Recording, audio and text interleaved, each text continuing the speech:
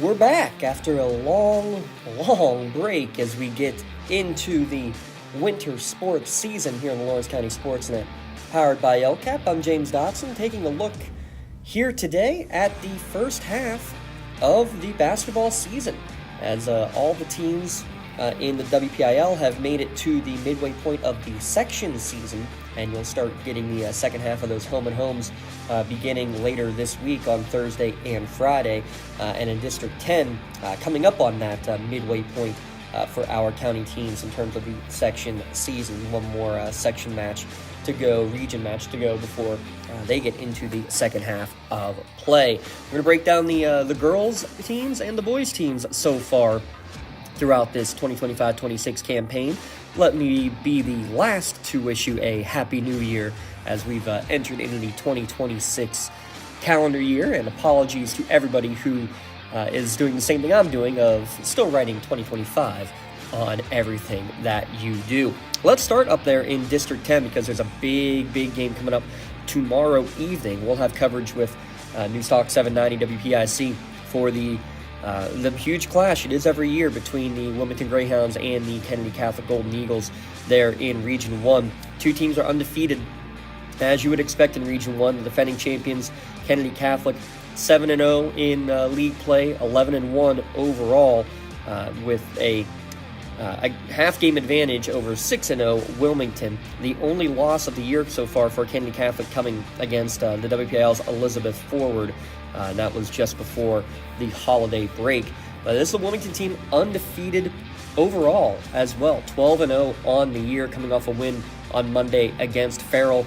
Wilmington actually has the top scorer in Lawrence County this year. Reese Bruckner averaging just shy of 17 points per game. It's the balance of the offense that has been the crucial point, though, for this Hounds team under Coach Jekovich. Congratulations, by the way, to Coach Jek, getting his 200th career victory between coaching the boys and the girls programs. Big congratulations to him. But yeah, 17 points for Reese Bruckner on average. Maya Jekovich with 11 points per game average. Then you got Alyssa Flick right around 10 per game. Avery Harlan at 9 per game. You got Allie off the bench at 7 points per game. You have a great plethora of scoring options available so far this year for the Wilmington Greyhounds. And again, a huge test when you're taking on Magestro and Harvey and that impressive Kennedy Catholic team coming off of multiple region championships and state championship as well there for Kennedy Catholic in the last couple of years. So a lot of pieces gone from that Kennedy Catholic team, but still have two prominent scorers there in Bella Magestro and Tori Harvey that they'll have to deal with. And again, we'll have coverage with Mark Slazak and Bob Greenberg of that one tomorrow evening at lcsportsnet.com for the video coverage. So we head into the WPIL. Let's work from the bottom up. Let's start with the three-time defending WPIL champion Union Scotties, who are 12-2 as the teams make their way into the second half of the season. 12-2 record, 6-1 in section play. The lone loss coming at the beginning of the year to Aquinas Academy. And Aquinas, my goodness, a great team that they have proven to be. They have everybody back from last year's semifinal team that Union was able to defeat in overtime. Wilmington actually defeated this Aquinas team over the holiday break. That was where Coach Jack got his 200th victory. But for Union, it's going to be when they play Aquinas tomorrow night, it's going to be about evening the score, to say the very least, because Aquinas took it to them on the road, 52-17 the first time these two teams played. Union has been consistently getting better and better each and every week, replacing a good chunk of their starting lineup from a year ago. But again, balance is the key word here. No prominent overall scorer. The lead scorer is Olivia Benedict, averaging 11 points per game, averaging a double-double, actually. She's also getting close to it, averaging over 7 rebounds per game as well. But I'm looking at the fact that you then have 7 points each for Miera Gunn, Allie Simons, 6 or 7 points each for Maddie Settle, Maggie Joseph. You have a great group of balanced scoring options. And again, a great number of freshmen who are working their way into the lineup over the course of the year. Erica Reichert, Deanna Waters, especially Amelia Thompson, everybody getting involved in this offense for or all over the place, all over the court, both sides of the court there for Coach Nogue and the Union Lady Scots. But again, big one tomorrow. We'll have the link posted there from Union as Union tries to level the score against Aquinas for the top spot there in Section 1 of Class 1A. Section 1 of Class 2A, I should say, Neshannock, no surprise, they're the team that's off and running with a 9-3 record to start the year and perfect through the first half of section play. 5-0 there in Section 1, and really no contest in terms of the section opponents. I believe the closest game was actually against Laurel in their section opener. Final score of that was 72-37, so that's a 45-point difference. They beat Aliquippa by 50, 71-21 was that score. And after the holiday break, wins over Freedom by 78, over Rochester by, that would be 54, 54, and over Shenango by 72. So they have beaten every single section opponent by at least 45 points on the season. And trying to challenge themselves with some non-section games as well. Blackhawk early in the year, Fairview, General McLean, Seneca Valley, Fox Chapel, those kind of teams to try to bolster up their resume heading into the postseason. Peyton Newman bolstering her resume, 16 points a game, now over 1,000 points in her career as well. Jaden Nogue, by the way, approaching 100 career three-pointers made for the Lady Lancers as well. And again, Peyton Newman's the leading scorer, Nogue right there at 12 points a game, but then you look at what they have after that of, Anita Medor and Sophia Bonner from downtown, and it's all about the defense. Let's be real here. The Neshannock defense lights out over the course of this season. The other teams in that section, Laurel currently would get the final playoff bid out of Section 1. They're 2-3 in section play, 8-7 overall, back-to-back wins in section against Shenango and Freedom to round out the first half of the year for the Lady Spartans and Coach Ricky LaRocco. And a young roster on this team, a couple of seniors, a lot of young players getting the work in there. Love seeing the development of players like Alexis Barron, Addie Uri, Lexi Kroll doing a lot of the dirty work, especially defensively. We had her for double-digit steals against Shenango on Thursday last week. J.L. Henderson, the leading scorer on this team, at 11 points per contest. And speaking of those Shenango Wildcats, again, a very young team, 8 freshmen on the roster. Incredible what they're able to do. And a couple of seniors, really doing good things, trying to be the leaders for a young team that's going to be coming up. Ella Farrell, a great sharpshooter from downtown. Naira Thomas does a lot of great things on defense. And love seeing the scoring abilities of a freshman in Addie Vanasco as well. There's going to be a lot of growing pains. Hopefully they get a couple players back from injury. Jules Pinella had a couple of good games early in the year. I'd like to see all of them back out there on the court and getting healthy down the stretch, and just to get as much time on the court as they possibly can. Shenango at 1-4 in the section, 5-10 overall. Class 3A, Section 1. Going to be interesting down the stretch here because Mohawk, Elwood City, both right there with a great chance potentially to make it into the postseason. Mohawk especially at 3-4 right now would be the 5th place team and would be getting a playoff bid out of Section 1. They are 6-8 overall.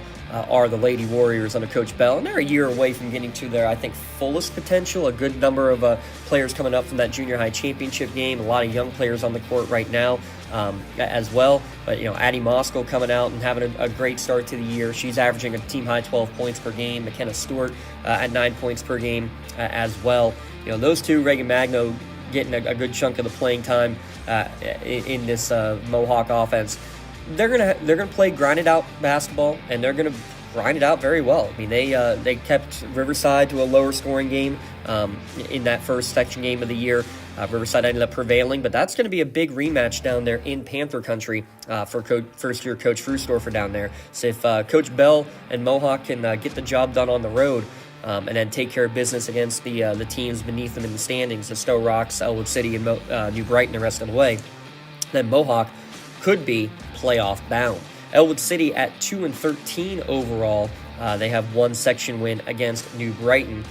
Obviously tough when you have a lot of seniors graduating, and then a couple of your top scorers banged up early in the year or won't be seen at all over the course of this year. Micah Luna Licarelli. They were really anticipating a lot of good stuff from her. We'll not see her on the court this year. Kara Kreitzer having a phenomenal start to the year, though. She's carried the team. I'd say there were a couple of games that she had a majority, if not all, of the points scored for Elwood City in a ball game. She's averaging 11 points per contest, but a 2-13 start for Elwood City.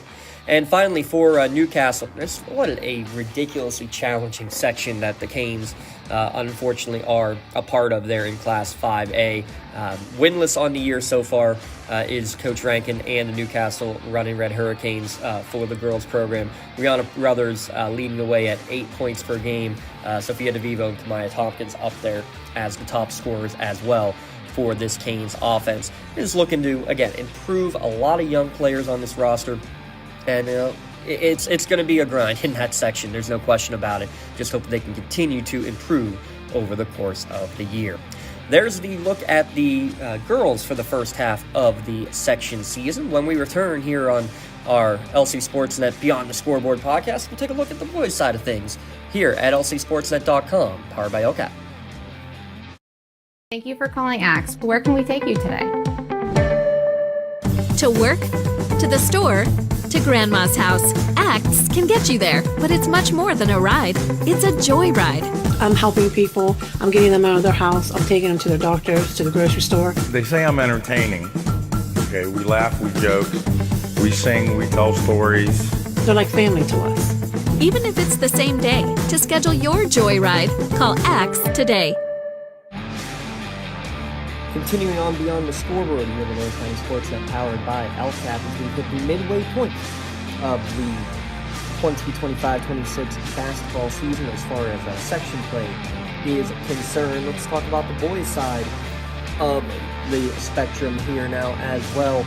And we'll start with the history made on Wednesday night as Bobby Fadden became just the 8th player in Lawrence County history to score 2,000 career points. Congratulations to Bobby Fadden, the all-time leading scorer in Mohawk basketball history. He's the 42nd player, I believe we've determined now, 42nd player in WPIL history to eclipse 2,000 career points. And basically, if he keeps on the pace where he is in terms of scoring, 21 points per game, currently with a 13-1 record, so we got about 8 games left to go in regular season play. You expect in the playoffs, depending on how things go and your consolation games and all that, but we would expect probably at least 4 or 5 playoff games in there. Hopefully more for Warriors faithful.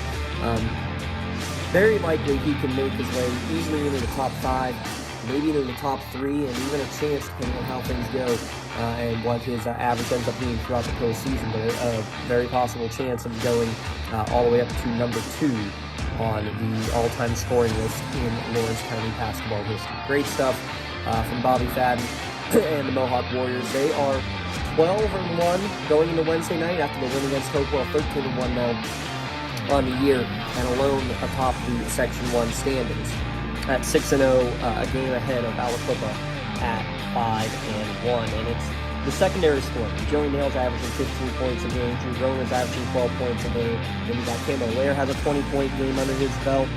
Vinny Pinzuro, he's a good sharpshooter from outside. He's been a little quiet so far this year. If Vinny starts hitting like he did down the stretch last year, look out. It's the Mohawk team that is, in our mind right now, and in the mind of some of the rankings as well, definitely being ranked as the top team right now in Class 3A. While we're in Class 3A, let's talk about Elwood City, currently in 4th place in that section with a 3-3 record. Losses to Mohawk, Aliquippa, and Riverside, and defeating Beaver Falls, New Brighton, and Freedom on the year. Caleb Cervic and Aaron Lake, the top 2 scoring threats on the team for Elwood City this year. Cervic, an impressive performance to start the first half of the year, averaging 17 points per game on the season. Aaron Lake just shy of a double-double, 13 points, 9.5 rebounds per game on average. Oh, by the way, Cervic also a 6 assists per game. Impressive stuff there from Caleb Cervic as they work into the second half of the season. You need to maintain that 4th place spot or better to get into the playoffs for Coach Bradley's Elwood City Wolverines. Jump up real quick to Class 6A, because Newcastle, also the talk of the town, and the talk of the LPIL, and for a good reason. A 12-0 start to the regular season, and a perfect 7-0 through the first half of section play. How tough is this section? We saw it last year. A 3-loss team ended up winning the section. Right now, Newcastle undefeated. The next two teams are Woodland Hills and North Hills, each both at 4-3 on the year. Woodland Hills and Pine Ridge are two very difficult opponents in terms of playing at the Fieldhouse earlier in the year. Teams will have to travel to both the home of the Wolverines and the Rams later in the season, but it's North Hills, who they handled on the road, who now comes to Newcastle on Thursday to start off the second half of section play. Damon Harrison and Ty Cox both around 16 points a game to lead the way for Newcastle. Marina Graham, the freshman, 13 points as well. It's the bench points that's been really exciting to keep your eye on, with Quaylen Davis and Mr. Jermaine Walker coming off the bench, averaging 5 and 6 points respectively off the bench, consistently putting the ball in the bucket as needed. And oh, by the way, Chase Lemon, a career high 13 on Monday night as well for Newcastle. Jumping down to Class 2A, another undefeated section team through the first half of the section season. They're in Section 4 of Class 2A, and that is the Neshannock Lancers. 7-0, 9-2 overall. A convincing win, though, on Tuesday night at Union. How about a 50-point advantage over the Scotties, who had been playing probably their best basketball of the year heading into that game. Luca Pegley, the sophomore first-year starter, started hot. He's cooled down a little bit, still averaging 13 points a game, and it's all about Davey Plott in terms of scoring the basketball.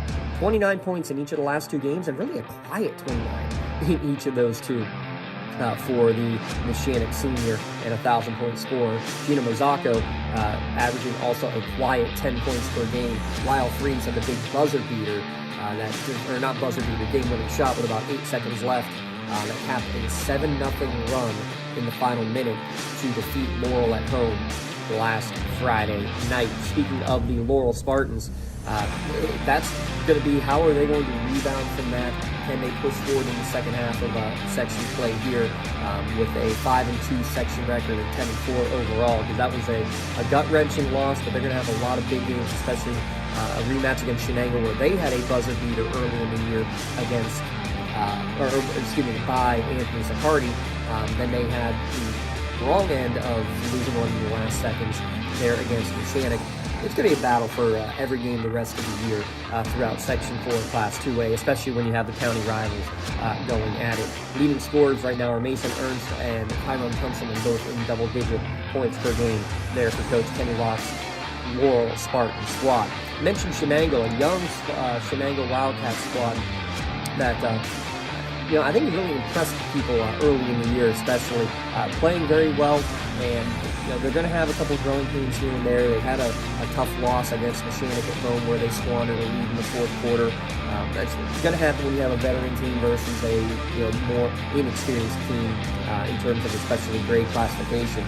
But a great start to the year. Tegan Russo becoming an all-around player. He was their sharp-shooting freshman off the bench last year, now averaging 19 points a game at the midway point of the year. But it's a new freshman coming in, Caleb McConnell, at 15 points a game. Those two providing the bulk of the scoring for a Shenango team that goes 9 or 10 deep as well. So Coach Ches has them working really hard in terms of getting everybody involved off the bench. They might not all be scoring the basketball, but they're going to be trying to wear down their opponents over the course of the year. And for good reason when you have that many fresh bodies to be able to rotate in and out.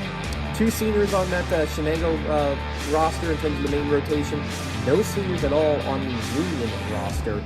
All juniors, sophomores, and freshmen. And same thing, you're going to see growing pains, and you saw a little bit of a spark. Union was on a 3-game winning streak, including a 20-point win against Southside last week before falling on Tuesday night to Neshannock. Landon Eckert, Jordy Kelly, the two scorers we expected to be seeing the most from here in the early going. They're leading the way for a Union team. They're going to rely upon the defense more than anything over the course of the second half of the season. Just because, the offense, when you have a younger team like that, it's not always going to be there. And they're going to have to be more in a grinded-out defensive style throughout the course of the rest of the year. And they're finding some playmakers in the young guys. Monte Booker, no surprise to hear his name with Aiden Booker after what they've done on the football field for sure. Stephen Lane's a freshman, getting a good chunk of time in there. Those are the guys that you're going to be expecting to see a little bit more of in terms of scoring down the stretch here as well on all sides of the basketball. And finally, to talk about the Wilmington boys up in District 10, a 7-6 overall record as they approach their midway point. A couple more games left before they hit the second half of region play. A couple of nice good wins, a couple of maybe head-scratching losses in there as well. Wilmington is trying to find that consistency. They're getting closer and closer to it. And I think a big part of it, though, is we knew that Freddie Zahner and Wesley Vascal were going to be the main scoring options, and for good reason. Freddie Z is at 21 points a game. Vascal just under 20 points per contest here at the midway point. Zahner, if he keeps on his pace, likely he will hit 1,000 points by the end of his senior season here. So, that was the given. It was, could they find a consistent third score? And I think you're starting to see it in Gunnership. He's averaging 9 points per contest now, a couple of big games last week in terms of scoring the basketball. So, again, if they can get that a little more consistency of all three scoring the rock, not necessarily equally, but you know what I mean, in terms of the balance of offense, then they're going to be a team to keep your eye on here in the second half of the region season. It will be a tough one to get into the postseason with the way that the playoffs are set up. However, it's right on the edge, basically. So you got to get a couple of wins against the teams that are near them in the classification and in the region. Big ones coming up, especially the second games against Sharpsville and Kenny Catholic will be a couple of the ones that we'll be keeping our eyes on. Wanted to mention real quick, talking about players getting close to 1,000 points. Aaron Lake is amongst them as well.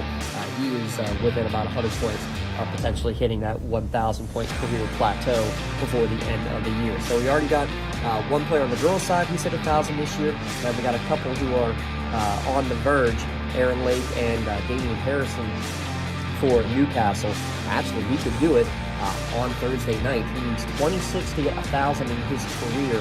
He needs a little over 100 to get 1,000 in his Newcastle career. Now we're playing his freshman year up at Kenny Catholic, scoring about 100-some points there in his freshman year there with the Golden Eagles. So we'll keep track of all those with the milestones coming up. And again, the milestone for Bobby Fadden hitting the 2,000 career point mark here on Wednesday night.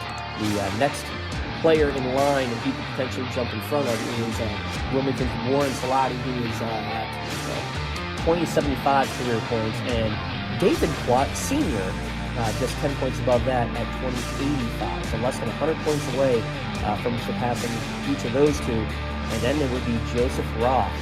103 points away now is Fadden from passing Roth. Remember how great that state basketball matchup was between Roth and Fadden a couple of years ago at the Nika High Fieldhouse. It would be really cool to see those two next to each other again on the all-time scoring list here in Lawrence County District as well. Make sure you stay tuned. We got two games on Thursday, the Kennedy-Wilmington girls game and the Newcastle-North Hills girls game, as in Dyke-IL will start the second half of section play. And then plenty more coming next week, including some wrestling matches, more boxing coming your way as well on lcsportsnet.com. I'm James Dobson. Thanks for tuning in. Beyond the Scoreboard at LC